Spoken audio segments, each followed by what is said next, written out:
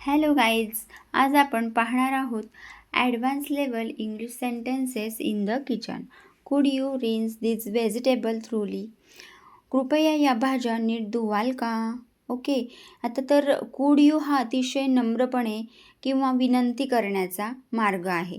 म्हणजेच काय, जर घरात पाहुण्यांशी किंवा कोणाकडेही आपल्याला जर आदराने बोलायचं असेल तर आपण कुड यू या शब्दाचा वापर करू शकतो. कुड you rinse धीज vegetables थ्रूली?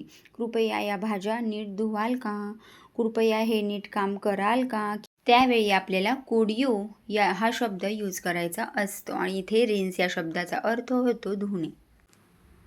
Add a pinch of salt, चिमूटभर मीठ घाला. ओ पिंच ऑफ म्हणजे चिमूटभर. रेसिपीमध्ये हा शब्द खूप जास्त वापरला जातो.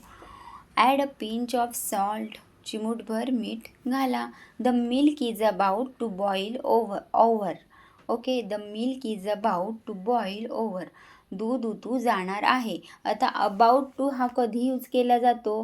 तर जेव्हा अबाउट टू म्हणजे आता लगेच काहीतरी होणार आहे, अशा वेळेला अबाउट टू हा शब्द यूज केला जातो. The milk is about to boil over. दूध लगेच आत्ता उतू जाणार आहे, म्हणून अबाउट टू हा शब्द यूज केलेला आहे. Keep an eye on the stove. गॅसकडे लक्ष ठेवा. Keep an eye on the stove. आता कीप ॲन आय ऑन हा एक इंग्रजी वाक्प्रचार म्हणजेच इडियम्स आहे. याचा अर्थ लक्ष ठेवणे असा होतो. कीप ॲन आय ऑन याचा अर्थ काय होतो? लक्ष ठेवणे. तर त्यासाठी keep an eye on the stove म्हणजेच लक्ष ठेवणे, गॅसकडे स्टोवकडे लक्ष ठेव असा अर्थ होतो. We are running out of cooking oil. We are running out of cooking oil. आपले स्वयंपाकाचे तेल संपत आले आहे. आपले स्वयंपाकाचे तेल काय झाले आहे? संपत आले आहे. रन आउट म्हणजे काय? तर एखादी वस्तू संपत येणे किंवा संपणे. We are running out of cooking oil. We are running out of cooking oil. आपले स्वयंपाकाचे तेल संपत आलेले आहे. Next, chop the vegetables into small pieces. भाज्या लहान तुकड्यांमध्ये चिरा. आता चॉप म्हणजे मोठ्या किंवा मध्यम तुकड्यांमध्ये चिरणे. चॉप या शब्दाचा अर्थ काय होतो? तर मोठ्या आणि मध्यम तुकड्यांमध्ये चिरणे. Chop the vegetables into small pieces. छोट्या छोट्या तुकड्यांमध्ये कापा किंवा बारीक चिरा. Okay, slice the tomatoes thinly. Tomato पातळ कापा.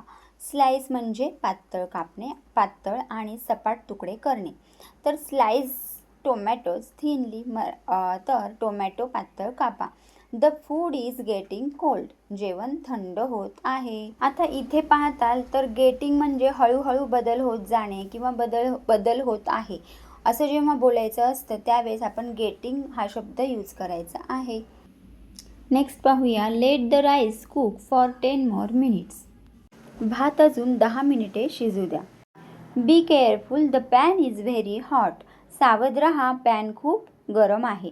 बी केअरफुल हा आपण सतत वापरण्यासारखा हा किचनमध्ये वापरला जाणारा शब्द आहे. आणि बघा, मुलांना आपण अनेक वेळा म्हणण्याचा प्रश्न येतो की be careful, the pan is very hot. तर बी केअरफुल हा इशारा देण्यासाठी वापरला जाणारा शब्द आहे की काळजी घे असं होऊ शकतं. Okay, the curry needs a little more salt.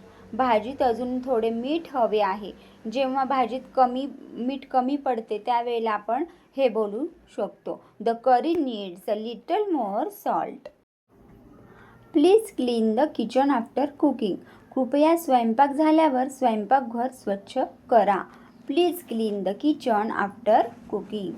Put the leftovers in the refrigerator. तर याचा अर्थ होतो उरलेलं अन्न फ्रीजमध्ये ठेवा. म्हणजे ते जे काही असू दे, भाजी असू दे, आमटी असू दे, दुसरं काही असू दे, तर हे सगळं फ्रीजमध्ये ठेवा. यासाठी put the leftovers in the refrigerator. Put या शब्दाचा अर्थ इथे ठेवा असं होतो. लेफ्टओव्हर्स म्हणजे उरलेले अन्न. आता तुम्हाला सगळ्यांनाच माहीत आहे की रेफ्रिजरेटर म्हणजेच फ्रीज असा अर्थ होतो. तर आजची ही वाक्य कशी वाटली ते नक्कीच कमेंटमध्ये सांगा. तुम्हाला जर कोणतीही किचनमध्ये यूज करण्यासारखी वाक्य जर माहिती असतील तर कमेंटमध्ये सुद्धा शेअर करा. चला तर मग भेटूया अशा सुंदर पुढच्या व्हिडिओबरोबर. तोपर्यंत बाय.